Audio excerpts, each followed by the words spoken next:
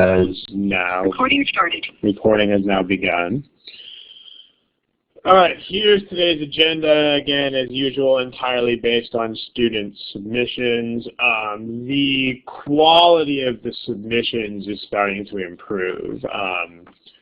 In the past, I've definitely had to reject the majority of submissions because they didn't conform to our guidelines. But apparently the guidelines we've been putting on here and on the website have had an effect. So these three made it onto the radar for today.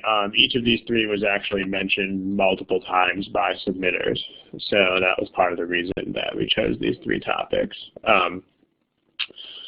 As usual, we have mentioned this in previous study halls, but we'll take the first 3-4 minutes to just give you guys the usual warnings about what to submit and what not to submit, because some people are still submitting things that we can't use.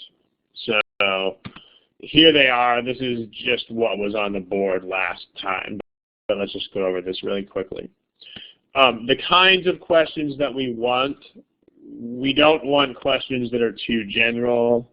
We have sometimes historically had people coming in and posting things like, I want to know how to answer math questions better, which pretty much everything we say about quant ever could fall into that box.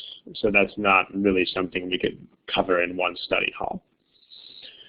We've had people even say things like, how do I solve verbal problems? I mean, you see where we're going with this. That would be much, much, much too general to even think about. But at the same time, you don't want to be overly specific. We've had some people posting one problem and just saying, why is B incorrect and C correct? That kind of question is why we have forums. We remember that the same sources that you can post here, you can post on the forums, and vice versa. There's 100% overlap. If something is okay to post here, it's okay to post there, and if it is not, it is not. So if you have incredibly specific questions, then those belong in the forums. And then also the other kind of question that's not really appropriate, bear in mind these study halls are attended usually by between 30 and 50 people and are watched as recordings by several hundred people. So what doesn't make sense given that is to submit personal questions such as, this is my profile and here's my GMAT scores and here's where I want to go to school and what do I do. Not appropriate for this type of environment, for a group study hall. So please don't submit those here. Where you would send those, you would send them in the general folder, or if you have questions, you would send them, if you have questions about admissions in particular, you can also send them, you can post those in Ask an Admissions Expert for admission-specific questions. So we have two folders on there for that. We have the general questions folder, which is more like, how do I plan a study plan? Where do I go from here? These are my goal schools. This is the score I want to get, et cetera, et cetera. Ask an admissions counselor is basically just what it sounds like. You want advice on admissions. So those, again, do not belong here. Those belong in the forum. Also, people, sources. Really, guys, this is, at this point, this is probably the single biggest issue. We've had people posting problems and not saying where those problems are from. You can't do that. If you're going to post an actual problem with answer choices, you must give us the source. So you cannot submit a problem without telling us where you got it. Okay, if you submit a particular problem without a source, it'll just be rejected. Because remember, there are lots of copyright issues swirling around this industry, and so if we do not want to unwittingly steal some other company's questions. So please tell us where they come from. Also, when you submit the source of a problem, The other thing to know here is that other forums, such as GMAT Club or Beat the GMAT or these other sources, these are not acceptable as a source. Because forums are not really the source of the problem. I mean, forums are second stage. Forums are where people post problems that they got from somewhere else. So we need the original source of the problem. We can't take other forums as sources. So we need the original source of the problem, where, like, the people who actually wrote it.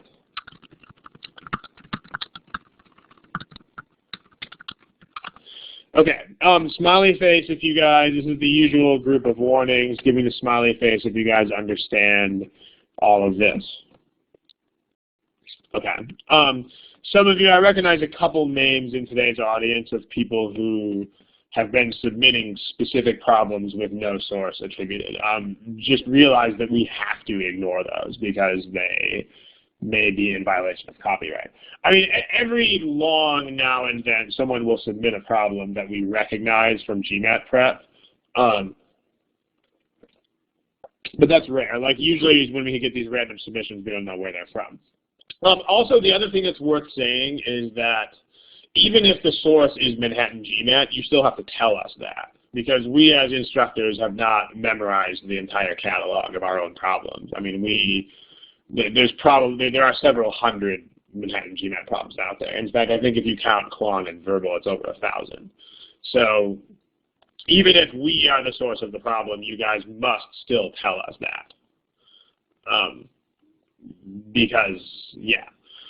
Okay, let's go on to the actual material of the study hall. So the first topic for today is going to be determining content of prime boxes. As a brief warning to start, I'm reluctant to talk about such concepts as difficulty or whether something is harder than something else, because that's generally an experience that varies greatly from person to person. In other words, the problems that one person thinks are hard, another person will think are less hard, and vice versa. But generally, empirically, with my own private students especially, for some reason we tend to find that primes and divisibility is very hard for people. Even with a great deal of studying, a lot of people have a hard time improving this particular area. So the reason I'm telling you this right now is that some of the stuff we're about to do may be quite difficult for a lot of people here. But we'll start from relative basics. We will assume that you understand what a prime factorization is and how it works. If any of you are not our students, I'll give you a quick 30-second rundown of what a prime box is. So a prime box is our tool. It's our tool for depicting the content of a number's prime factorization. Right, for instance, the number 30, if you factor 30 into primes, I mean, you can start out by factoring 30 into 3 and 10. 3 is prime, but 10 is not, so you can continue to factor. 10 gives you 5 and 2. So the prime factorization of 30 is 3 times 5 times 2. Okay. What we do is we have this tool called a prime box, which takes this information and puts it into a pictorial form in which we write the original number 30 over the top of the box. And then in the box, we put the prime factorization of the number. Now, at this point, you may be asking yourself, why would we bother? Because if you look at what we have here, it's pretty clear that you can do this without the prime box. I mean, in this type of situation, this factor tree is plenty good enough. Does anybody know, in the text box you can type, does anybody know why the prime box is so useful? As a hint, it has to do with the fact that most of the things we talk about in these problems are not hard numbers like 30. Usually when we discuss divisibility, we're talking about divisibility of what types of things. A couple of you are typing. See what you have to say. Okay, primes are building blocks of numbers, that's the fact, yeah. So it's basically together what you guys are saying. We are talking about variables here. So if you have an unknown, then you're not going to be able to make a factor tree out of an unknown because you don't know where to start the tree. So if I tell you something like n is divisible by 30, the prime box becomes a much more useful deal here. I mean, you can still draw an attempted factor tree. Like you can draw the factor tree where you would put a 30 here and then an I don't know what over here. And then we know from before that 30 works out to be 3 times 5 times 2. But our students find consistently that it's much more helpful if we use a box in this type of situation. So we would say n is divisible by 30. This time we know that there are prime factors of 3, 5, and 2. But this time there may also be other factors. So we put a question mark like that to indicate, because divisibility just means that these prime factors are contained in the factorization. They are in the box. But they are not necessarily the only things in the box.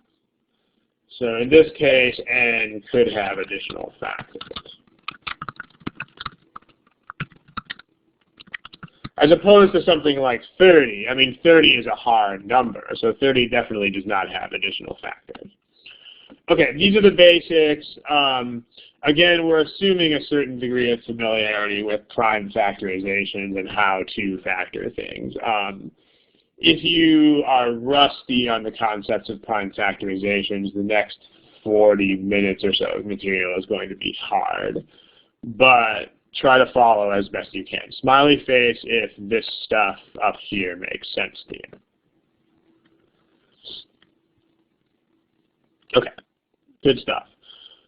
So what we're going to look at, and then we're going to have a bunch of data sufficiency style exercises.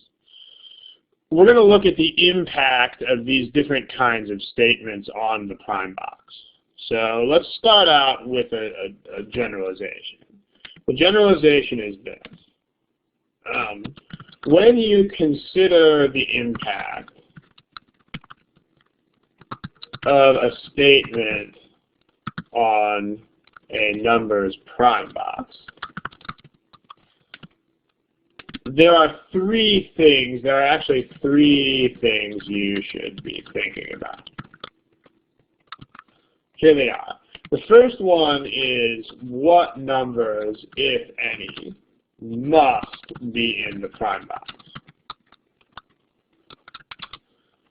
What numbers, if any, may or may not be in the prime box. And then finally, what numbers, if any, cannot be in the prime box.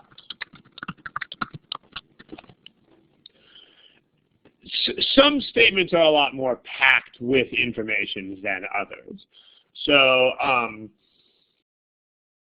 you may get a statement which, believe it or not, will actually supply answers to all three of these questions. But what we're going to do is take the foregoing statements and examine them one by one in regard to these three questions.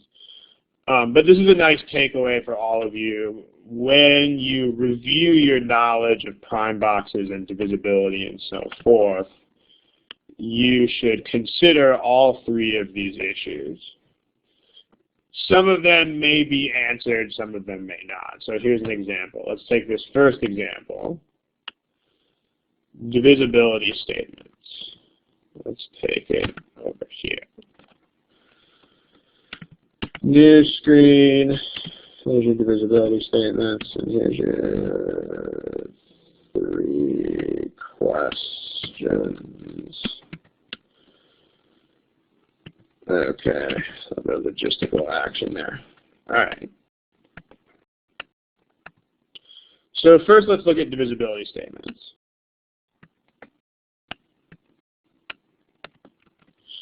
Put these questions on each of those, and we'll check it out. All right. So let's answer these questions in the text box.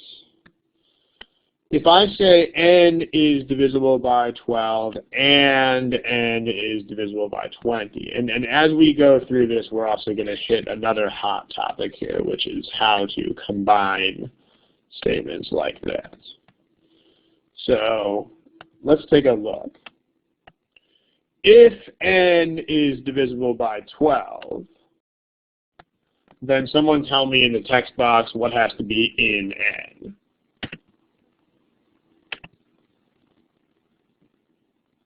It must contain a 2, a 2, and a 3. That is correct. A couple of you are just typing 3 and 2. Make sure you know that the number of times that a prime appears is a supremely important consideration. In other words, there are 2 distinct 2's in the prime box, which is a factor for sure. Also, if someone typed 4, make sure you know that 4 is not prime. So the green statement means that n must contain both. N must contain 2, 2, and 3.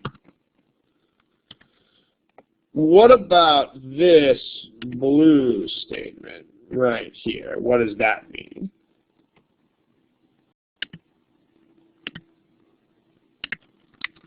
Okay. Now, here's the kicker. It's a 2, 2, and a 5. That's 20 broken down into primes. How do we combine these 2 statements? What primes must be in the box? Let's see what you guys type.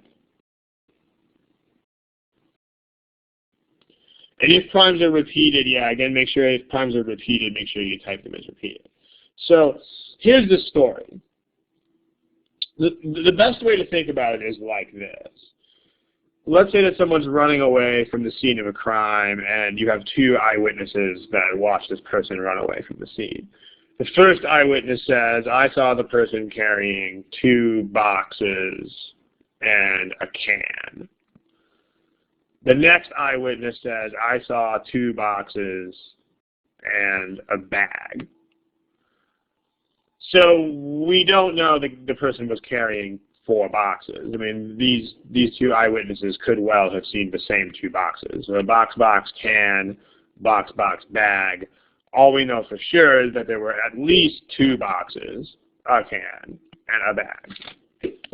So done very well. Person who wrote, I think, all the 2's, give me a smiley face if it makes sense now why it's not all the 2's. Just as your 2 eyewitnesses might have seen the same boxes, these might be the same 2's. So like, if you have separate observations, these are entirely separate observations about divisibility, then you must allow for the possible overlap between the observations. Okay, when you do so, you get the LCM, which is the least common multiple of the 2 numbers. For instance, this is just 2, 2, 3, and 5. This product is 60 if you multiply this out. That's the least common multiple of 12 and 20. You don't have to have more primes than that. Another way you can figure this out is just to start grinding out lists of numbers, which is something we'll see later. What numbers may or may not be in the prime box? Anybody in the text box? Please indicate.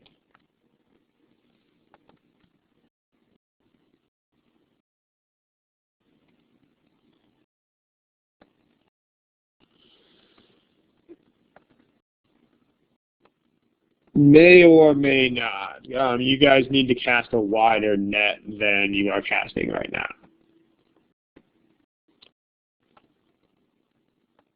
You create the remaining 2s and so on. The answer to this question is absolutely anything else.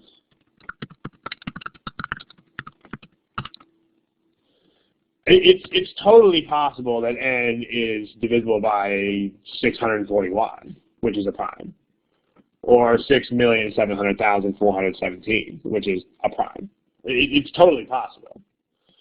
So, because all we know, again, if we go back to this statement over here, if we say n is divisible by 30, the point is just that n is 30 times absolutely anything.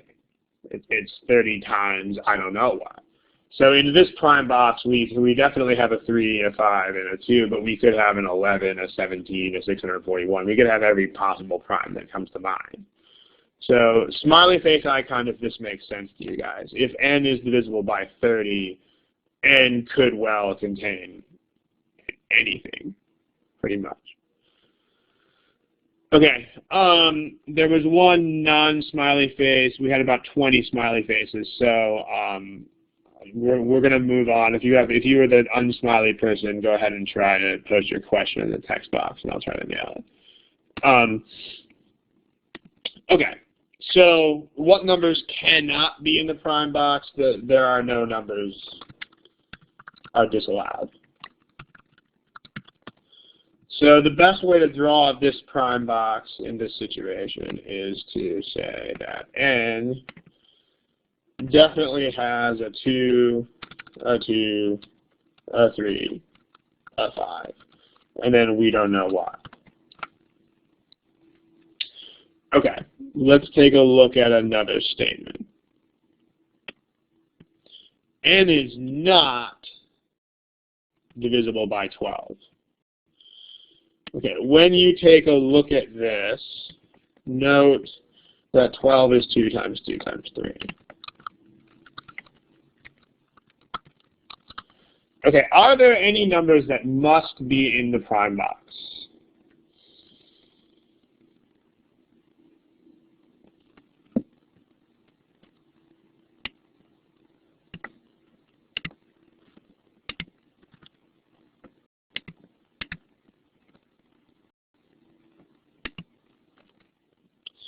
Okay, there are none, because all we know is that n is not divisible by 12. We're not told that n is divisible by anything.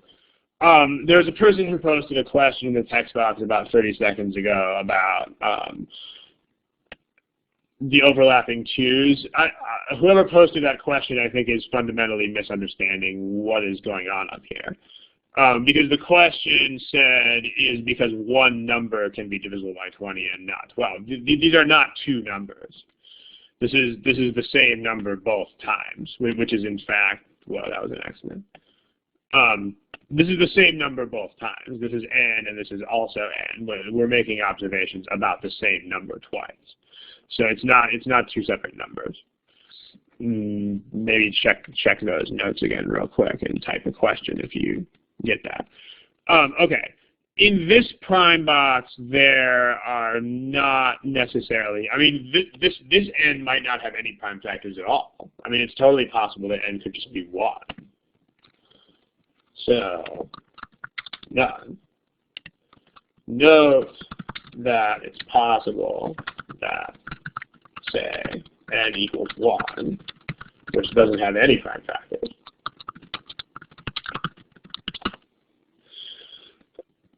By the way, if whenever we talk about these things, it's worth noting that as a convention here, you guys can just, from now on, just assume that we're talking about positive integers in the divisibility problems.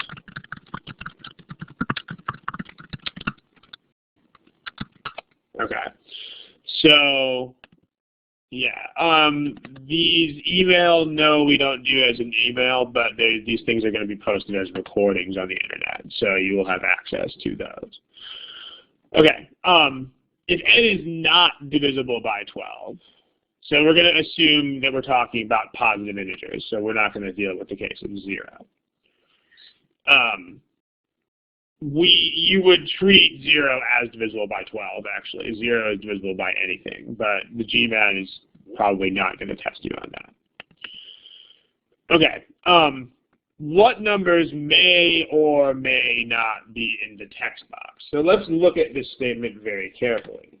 The statement means you do not, you don't have 2 times 2 times 3. That's what this means. So in this case, you can't really answer questions 2 and 3 separately because now they depend on each other. Basically, the deal is you just can't have all of 2, 2, and 3. Therefore, if you have 2 2s, then you can't have a 3.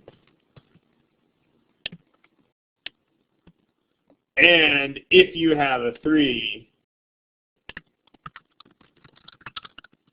then you can't have 2 2s. So notice there are a lot more possibilities than you might think here. For instance, it's totally possible for you to have like 10,000 3s here, as long as you don't also have 2 2s. So for instance, you can have as many 2s as you want, as long as you don't have a 3. Similarly, you can have as many 3s as you want, provided there are not 2 2s. So yeah, you can have, these questions that are in the box, these should be answered by these 2 possibilities. Can you have 1 2 and 1 3? Yes, you can, because you don't have all of this. Can you have that? Both of you are asking the same question. Okay.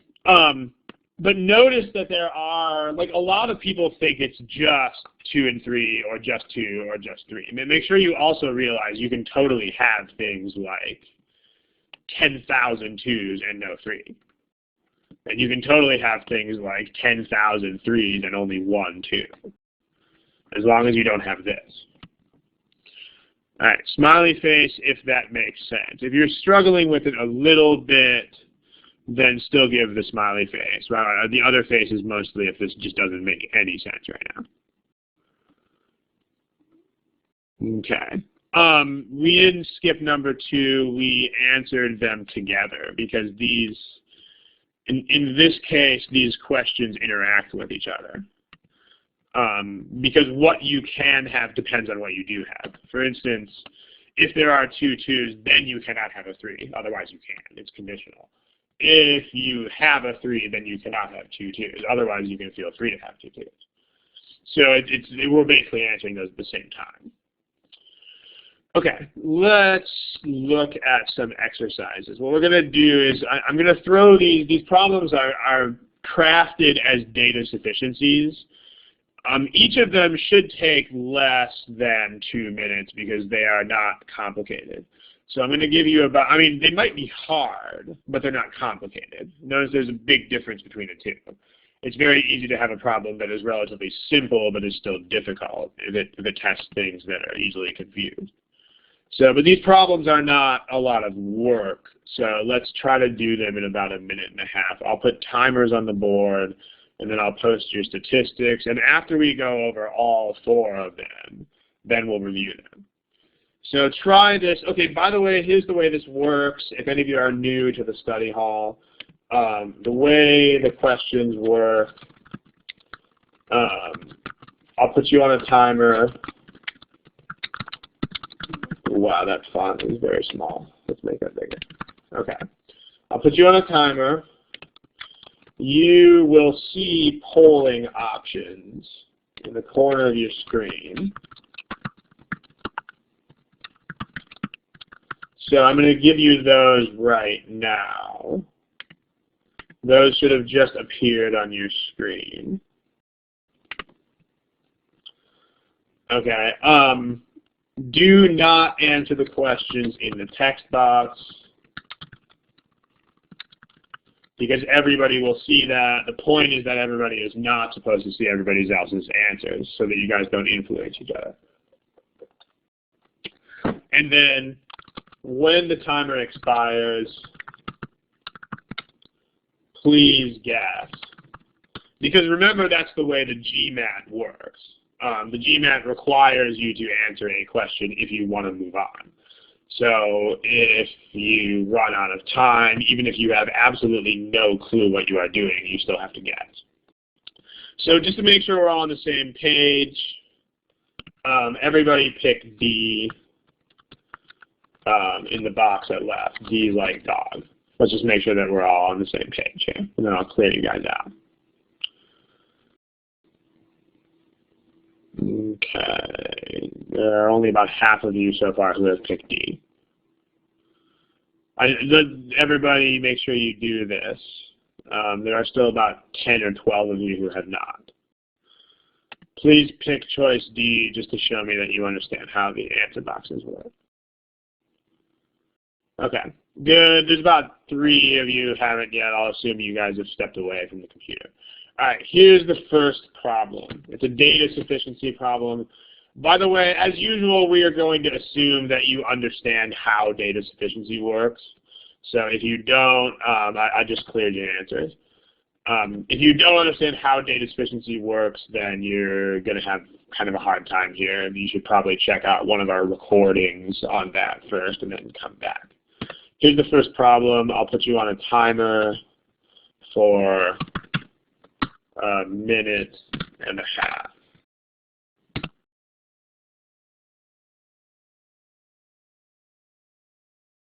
Okay, if you have not picked an answer, please pick an answer. There are a number of you, most of you seem to be in the middle of the alphabet, who have not yet picked an answer, so please pick one. 5 seconds, I'll go ahead and publish the results to the board. And 4, 3, 2, 1. Okay, here we go. So split decision mostly between C and E on this one. Now, we're going to come back to this in a second, but what I want to do is I want to address the idea of a product, because a product is not the same thing as what we've been doing. Like, I kind of wanted to get an idea of how good you were with this concept at first before I gave it to you. But let's take a look at products. So here you go. And we'll come back to this question in a second. So if n is divisible by 12 and m is divisible by 20, then what are the known prime factors of mn? Now notice this is different. Okay, now we're actually talking about 2 different numbers. Very important.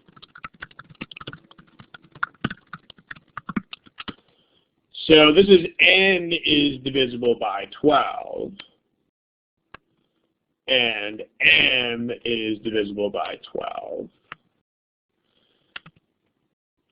Notice this is different, okay? This is n is carrying 2 2s and a 3.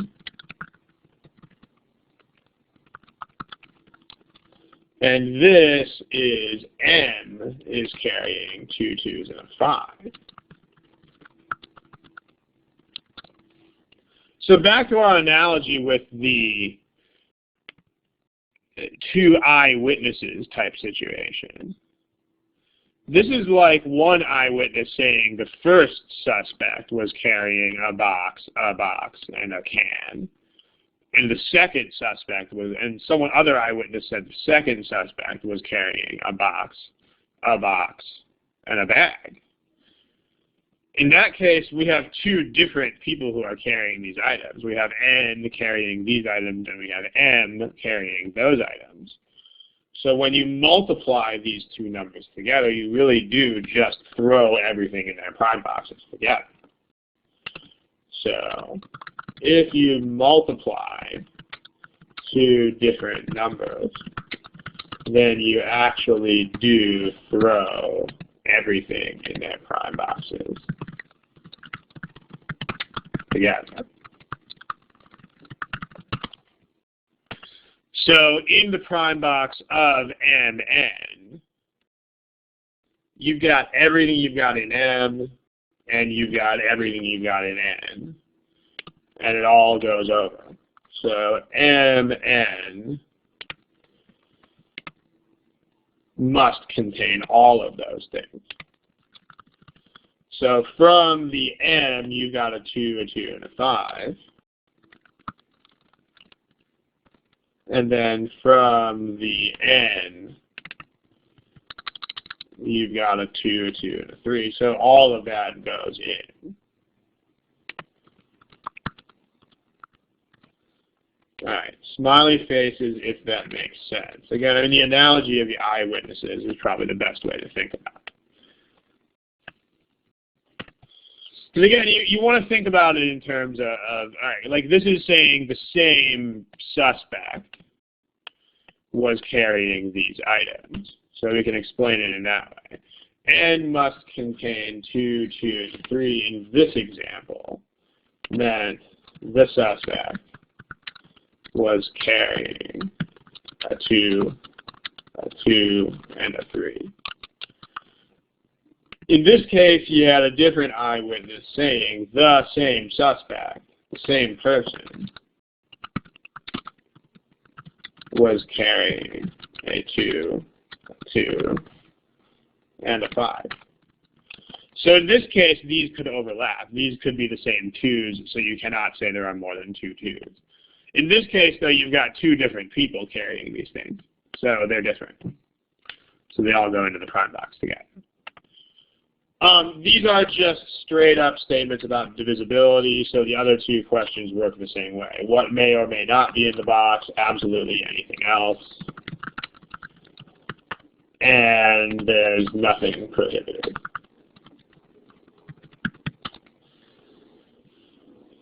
So, given this, let's take a look. The problem here is the following. Let's go ahead and discuss this on the next page. Statement 1, okay, statement 2 is definitely not sufficient because it doesn't tell you anything about M.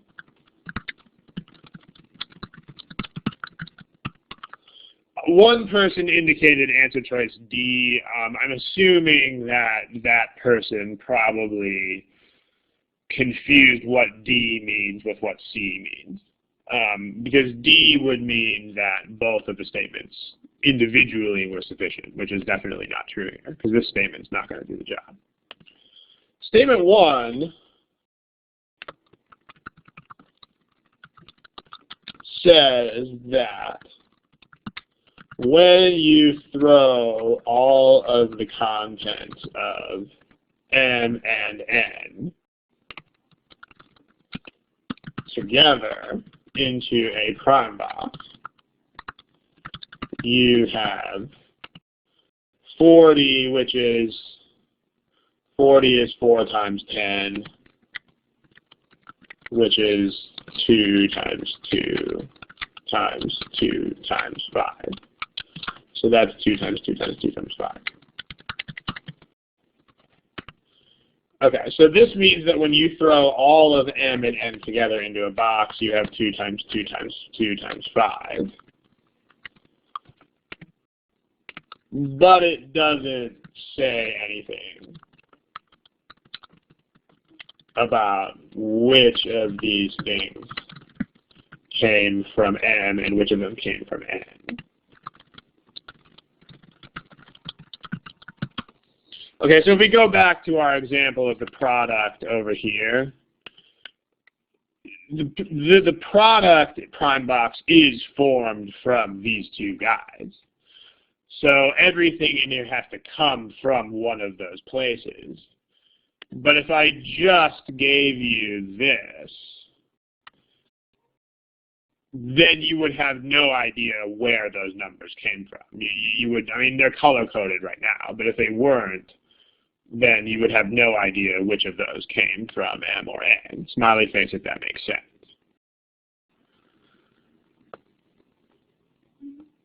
Okay, like if I just told you this, it's very possible that M could contain all of these numbers and that N has nothing. I mean, N could be 1, or N could just be some random number. So, keeping that in mind, statement 1 is not sufficient. But if we have them together, let's take a look at them together. So we know that M and N thrown together. This is where the prime box issue makes itself really useful. Because doing this with a tree diagram is pretty much impossible. So M and N thrown together contains at least a 2, a 2, a 2, and a 5. And then we don't know. Notice that we know this has to come from M and from N. So this is M, this is N, and these are the two things that are making up that. So we know that N is divisible by 5, because that's given. And there are question marks here, and there are question marks here. The deal is that we've got to get these 3 2's from somewhere, but we don't know where they are. I mean, we need, these are what's missing.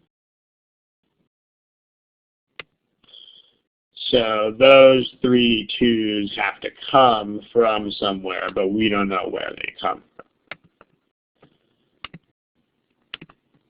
So the 3 2's are somehow distributed between these guys, but we don't know how.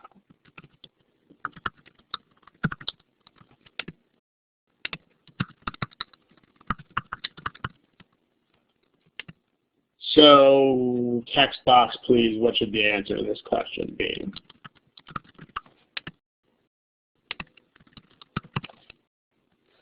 It should be E like elephant. So, people who picked E, you guys are the winner. All right, let me make that a highlight color box. Good stuff. Okay, by the way, this is where I want to tell you guys about a backup method. First, I want to point out that what I pointed out at the beginning of this study hall, which is that these things are hard. Okay. Therefore, since they're hard, it's nice to have a backup method. Here's what that is. Basically, if you aren't understanding how the prime boxes work, then just forget about the prime boxes and just start trying to find numbers, like regular numbers, like specific numbers that can answer the problem. Okay, for instance, let's say you've got, we need to do a little bit of moving things here. Okay, let's say you're looking at this problem. If you look at these two things together, I mean, okay, statement 2 is definitely not sufficient, so let's get rid of that. Let's try statement 1. In statement 1, the deal is MN is divisible by 40. When you investigate a data sufficiency problem, you should try to prove that the statements are insufficient. See if you can get two different answers. So when you do this,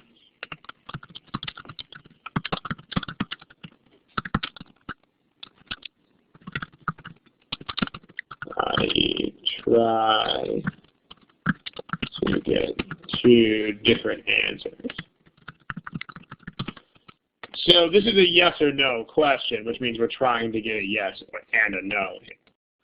So if we do that, statement 1, well, if M and N are 1 and 40,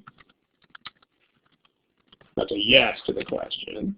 Or that's a no to the question.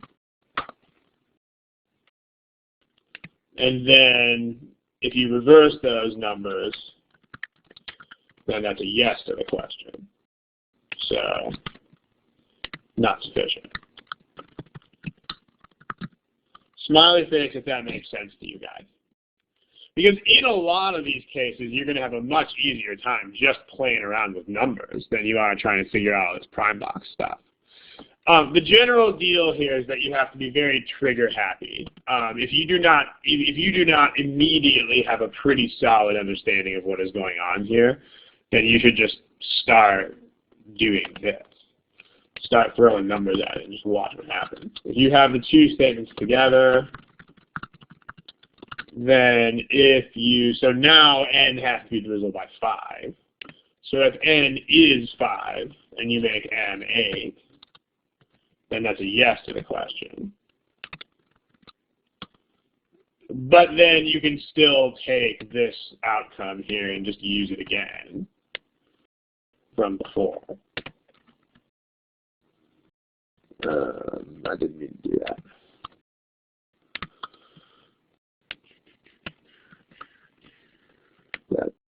Pardon me. Okay. There. If you just redo that case from before, then you get a yes and a no to the question. So this is still not sufficient. For a lot of students, this is going to be much faster. In general, you should try the prime box approach first because you never know whether you're going to be able to find these numbers or not. But, you know, because, okay, if a statement is insufficient, you may discover that very quickly, like we did here. But if a statement is sufficient, you can never really prove that a statement is sufficient by picking numbers. That's the problem. So, like, it's going to take you, the only way to determine if something is sufficient is to go through tons and tons and tons and tons and tons of possibilities and just keep doing the same thing over and over again. So you should try, yeah. I mean, you can quickly eliminate statement 2 because it's got nothing to do with the question if you have it by itself. Okay, good. Let's take a look at another question. Let's take a look at this one's going to be probably a little easier for you guys, but you never know. Try this one. It's this one that's right here. So I'm going to clear out your answers and give you a timer and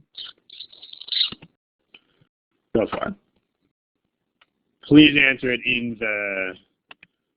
don't answer in the text box. Answer it on your letters.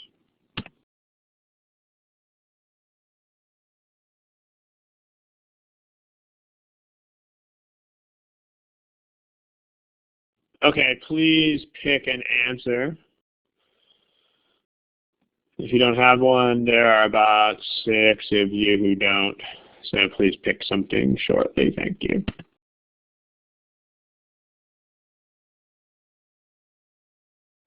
Okay, here are your statistics. If your answer is registered, you should see it on there. Your answer was registered. The person who posted that question. I can see your answer. All right, so here's what you guys put. You guys put C and E overwhelmingly. Let's grab this question and make a separate screen out of it. So here we go. All right. So let's take a look. Well, this is the same number n. So 40, here's the prime box method. 40 is, again, 2 times 2 times 2 times 5. So statement 1 is, the question is, does the box have 2 times 2 times 2 times 5? Statement 1, it's supposed to be a parenthesis. Statement 1 says that there is a 2 and a 5, and then maybe other stuff. So there may be a 2, a 2, a 2, and a 5. So that's insufficient. Statement 2 is the same sort of deal. This is n. N contains a 2 and a 2. And then we don't know what else. So this may or may not contain 2, 2, 2, and 5. So that's insufficient. Looks like you guys realize this because none of you picked A or B. But if you pick these together, then let's talk about how to do that. In this case, these are overlapping observations. Okay, so eyewitness number 1 says n is carrying a 2 and a 5.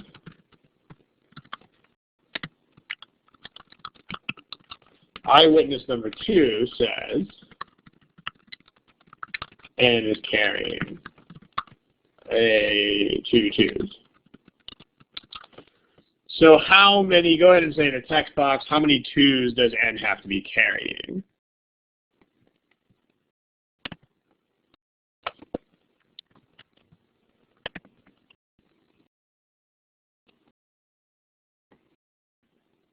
Make sure you think about people literally carrying things. I mean, assuming these eyewitnesses are not lying or they didn't see illusions. I mean, if eyewitness 1 saw 1 bag in the guy's hand, and eyewitness 2 saw 2 bags, we know there are 2 bags. But we don't know there are 3. But the presence of these 2 bags is not an illusion. There are definitely 2 bags. So, but just 2, not necessarily 3. So we know that there are just 2 bags, 2 2s. And then the 5 is there because one of the eyewitnesses saw that too. But that's it. So, still don't know.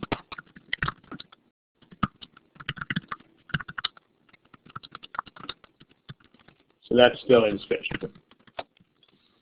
So this has got to be E. Does that make sense? Smiley face if it does, please.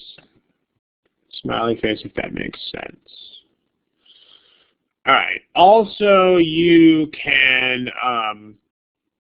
also just pick numbers.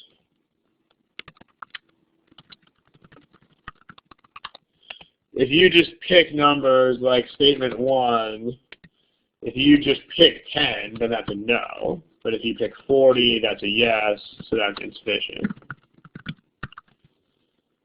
Statement 2 is 4 would give you a no, but if you pick 40 itself, you get a yes. So that's insufficient. If you have them together, you just need a number that is divisible by 4 and also by 10. So the first number that does that is 20, so that's a no.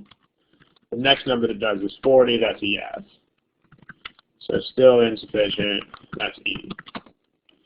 Notice that these numbers should not be very hard to find. Like if I just randomly asked you for a number that 10 and 4 both go into, you should be able to give me 20.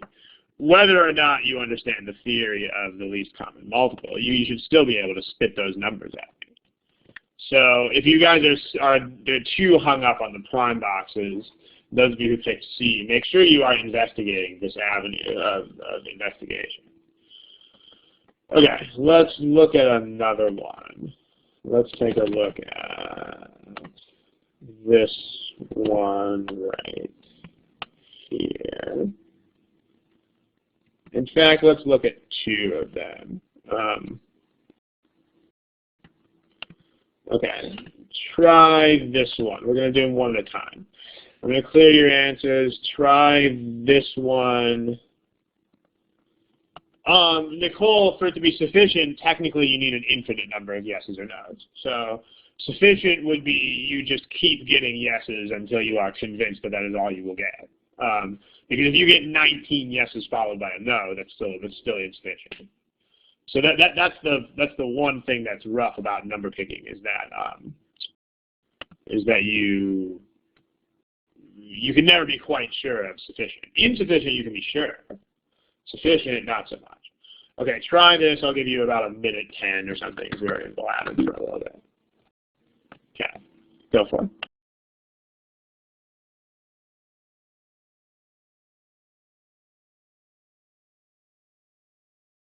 Okay, people, let's pick something, please.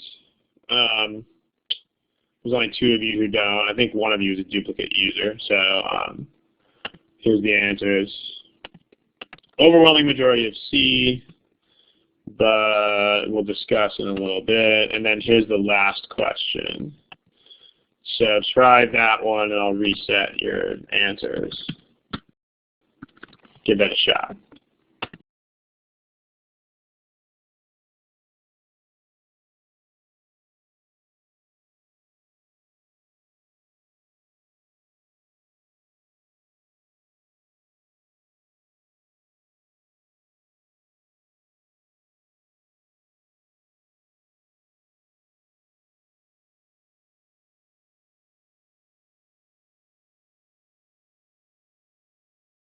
Thank you, guys. Appreciate it. I was off the mic. Okay. For the, don't hesitate. If you can't hear, don't hesitate to write in the text box. For this problem right here, you guys almost all got this right. Notice it's different from this one. So these 2 are meant to illustrate that it's not always, you can't just memorize what happens here. So in this case, here's your stats. And you guys are absolutely right. Still 40 is 2225. This is a 222, we don't know. This is a 5, we don't know. Together though, this time there's no overlap. There's nobody carrying more the same thing here. So if one eyewitness saw 3 2s and another eyewitness saw a 5, then we know we have this stuff. So this is sufficient in this case. This is C. If you're going to pick numbers for this sort of possibility, then statement 1 would be something like, well, if n is 8, then that's a no. If it's 40, that's a yes, so that's insufficient. Statement 2 would be something like, if it is 5, that's a no. If it's actually 40, that's a yes, so that's insufficient. It does, yeah. I mean, but notice that all of these paths are paths to the solution. So, I mean, shortcuts, a comment here, by the way, guys, about shortcuts. do not try to use shortcuts unless you already 100% understand all of the theory. Because otherwise, because remember, this test is all about trying to knock people in the head who try to use shortcuts. So shortcuts are not a good idea if any of you are shaky on the theory. You've got to first try to understand what actually happened in the problem. If you have these together, the first number that does both of these is 40. The next one is 80. The next one is 120, etc. Now the deal is this is still not 100% proof, but there's a clear pattern here. So you can pick sufficient. I mean, keep in mind that whenever you pick sufficient based on picking numbers, you can never be 100% sure. But in this case, we've got a clear pattern. All right, smiley face if this makes sense.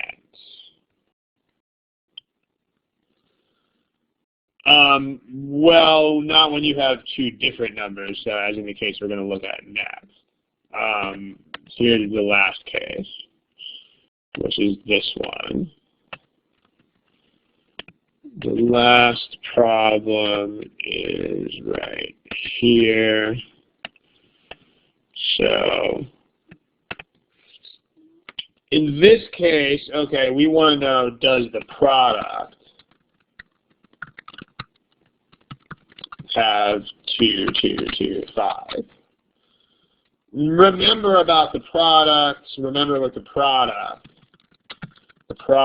is formed by just throwing together everything. No LCM in this case. So, okay, statement 1 and statement 2 are still insufficient for the reasons that we've talked about before. But if you have these together, then M contains in its box a 2 and a 5, and then a bunch of question marks. And then N contains a 2, and a bunch of question marks. So, and then let's put those in different colors just for emphasis. And then if you've got those, then notice that the product MN is definitely going to be made by throwing those together. So that's going to be a 2, a 2, a 2, and 5, and other stuff. So, and even, you know, even the question marks, whatever the question marks are, even those get thrown in there too. So, there you go. So that's sufficient. You can also do this by number picking. If you want to look at that real quick. If you have the two statements together, let's just skip to that, because that's all you guys were looking at here. If you have the two statements together, just you make separate lists for M and for N. So M could be and N could be. Okay, M could be 10, 20, 30, 40, and so on. And N could be 4, 8, 12, 16, and so on. If you try products, all of the products will be divisible by 40. So after a while, you give up on trying to get a no.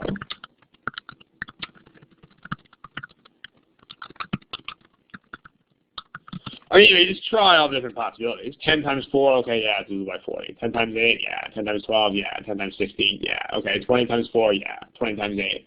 And so on. You're going to find that everything you try winds up being divisible by 40. So again, you don't have to understand the theory if you just want to go plug in a bunch of numbers. All right, smiley faces if this stuff makes sense to you guys. All right. Now let's try something more fun. You guys want to try something more fun?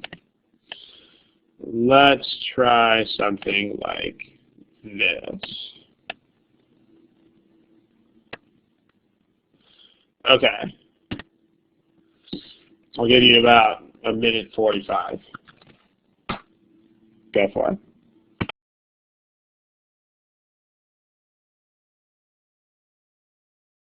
Okay, please pick some answers to this. This looks pretty good, actually. Take about another 10 seconds, please.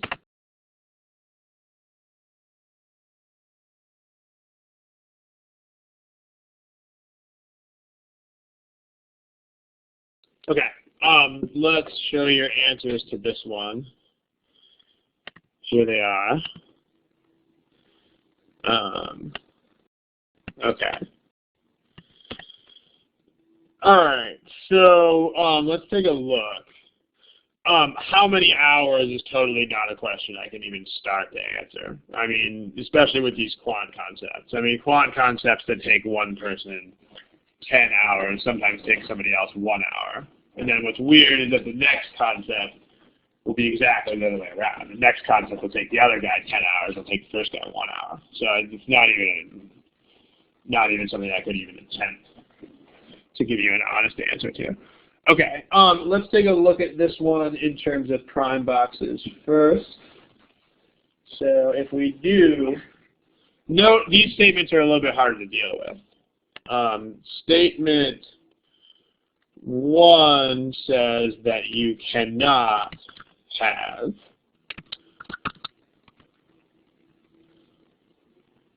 hold on a second. Okay, let's put this on another sheet. Statement 1 says that you cannot have a 3, a 3, and a 5, because that's what 45 is.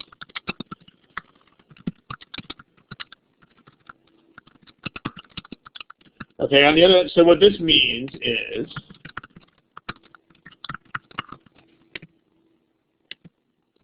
you can either have 0 or 1 3s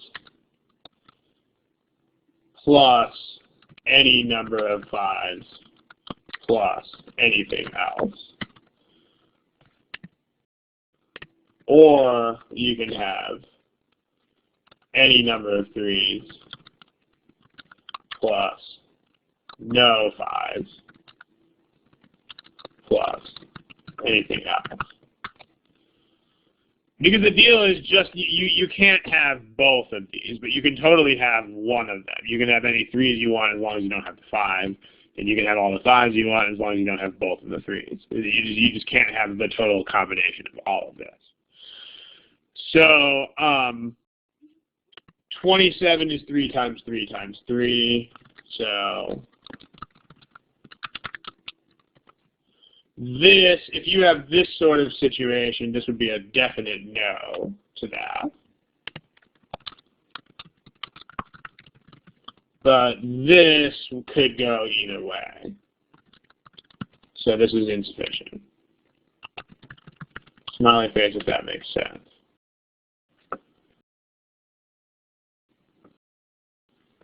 Okay.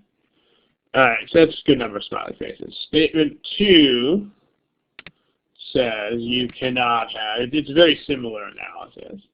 Statement 2 says you cannot have 2 3s, and a multiple of is the same thing as divisible by. Those are exactly the same thing.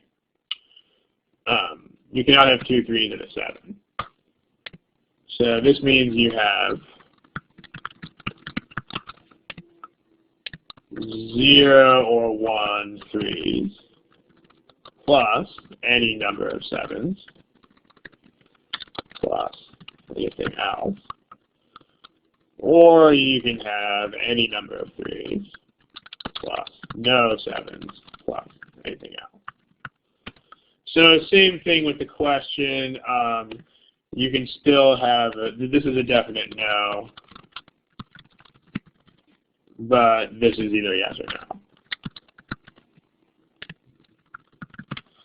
And if you have the statements together, we need conditions that satisfy both of these. So you can, like, we need some sort of condition that does both of these guys. So if you have 0 or 1 3, then notice you are allowed to have any number of 5s you want, and you are allowed to have any number of 7s you want.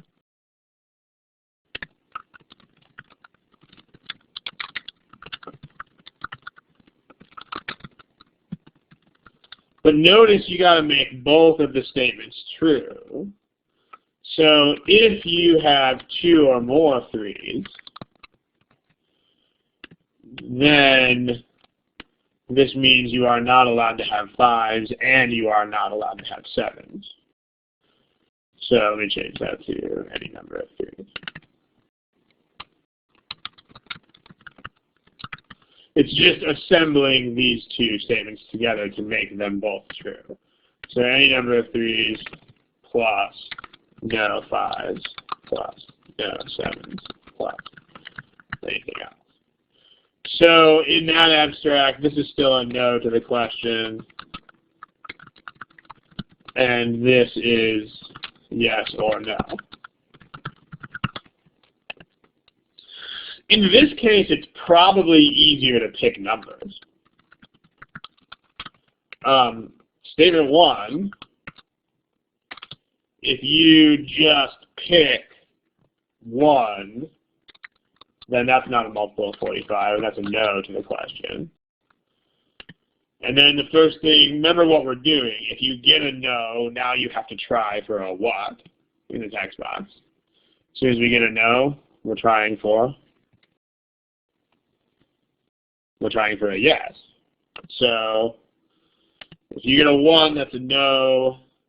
Let's try for a yes. The easiest yes I can get is by picking 27. So that's insufficient. Statement 2, you can actually use the same numbers.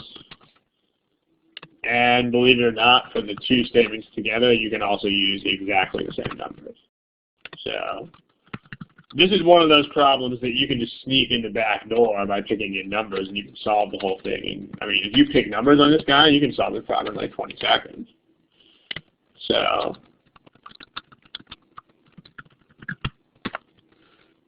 there. Okay. You can't really do any less analysis than this, unfortunately. Because not a multiple of 45 doesn't mean the opposite of each individual condition. For example, if I'm tall and have dark hair, then if you're not me, that doesn't mean you have to be short, and it doesn't mean you have to have light hair. Same kind of thing here. I mean, this is the shortest way to answer that right now without spiraling off onto a lot of tangents is to say that this is pretty much the least amount of analysis that you can do here, unfortunately. Okay, let's look at a slight variant of this problem, which is that one. Right there. Go ahead and try that, the second one. I'll give you another minute 45. Go for it.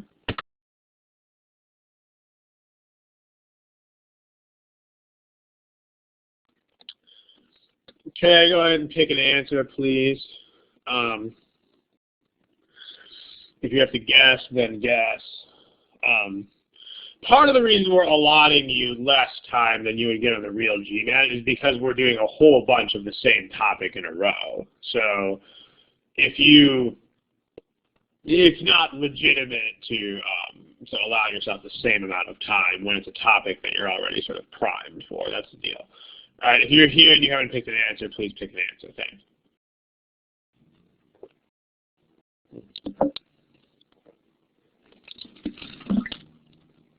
Okay, I'll give you about 3 more seconds to select your answer, and then we will go. 2, 1, there it is. Okay, so this one's a little bit more interesting. We were actually evenly split between C and E. So let's take a look. Here's a page for this problem. All right, is L divisible by 27? So we can import the analysis of statement 1 from the other problem. So let's do that.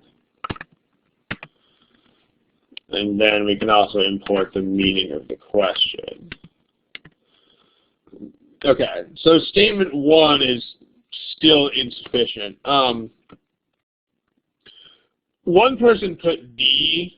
I don't know if that person just arrived, but we just saw the same question and the same statement in the last problem, and it was insufficient. So if you picked D, then that means you thought it was sufficient this time.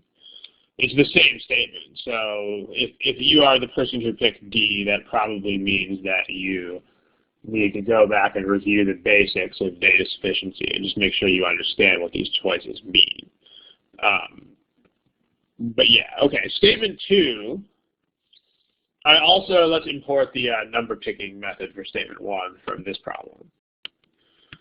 So all of that is still the same. That was interesting. Okay, this, and all right. Let's look at statement 2. Statement 2 says that L contains at least 1, 2, and 1, 5. So this is, if you want to draw a prime box for this, then this is 2, 5, and then question marks. So this may, I mean, those question marks could totally have a bunch of 3s in there. So we don't know. So that's not sufficient either. If you want to pick numbers for that statement, you can pick 10 itself. That's a no. How would you get a yes? Who can give me a number that's divisible by 10 and 27? Yeah, 270. So you can just come up with that number. So insufficient. And then if you combine these statements together, then let's note what happens. Let's note what is still possible here.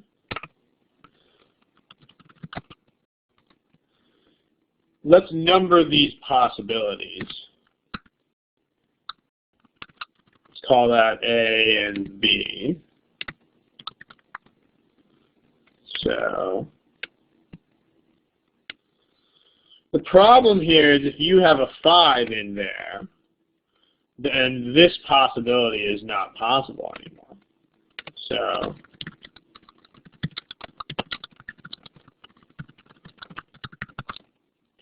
because there is a 5, so you can't have this. Therefore, it's got to be possibility A. So that's sufficient. That's a no to the question.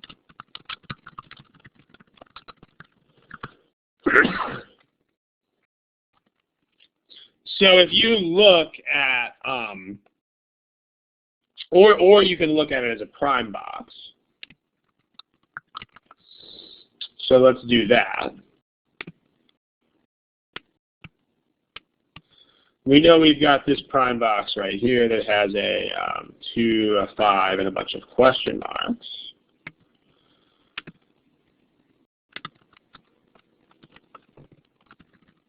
But we also know that there is not,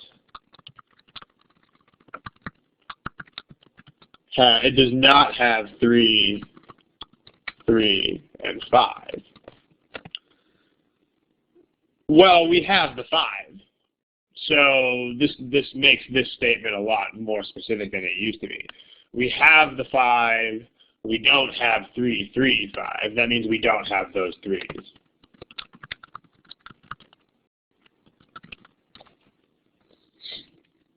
So we either have 1, 3, or we have no 3s.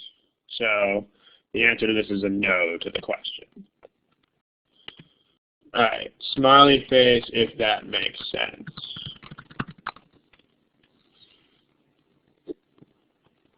Okay, mostly smileys.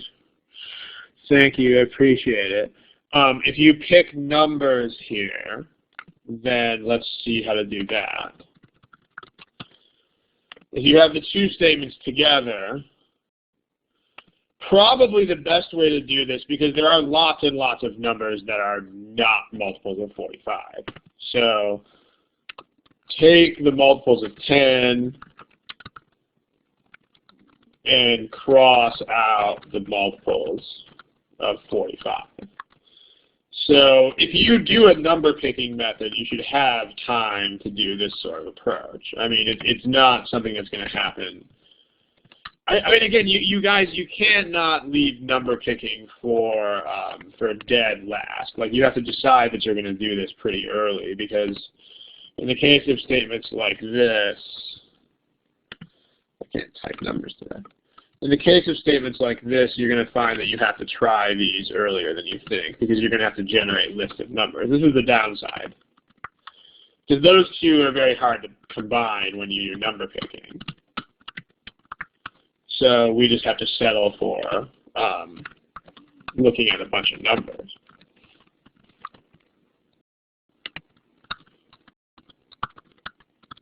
So here's the first ones up to 300.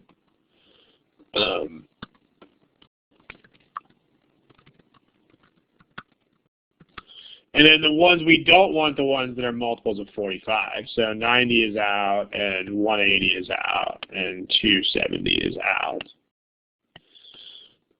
We're going to keep crossing out 360, 450, and so on. We're going to cross out all the yeses.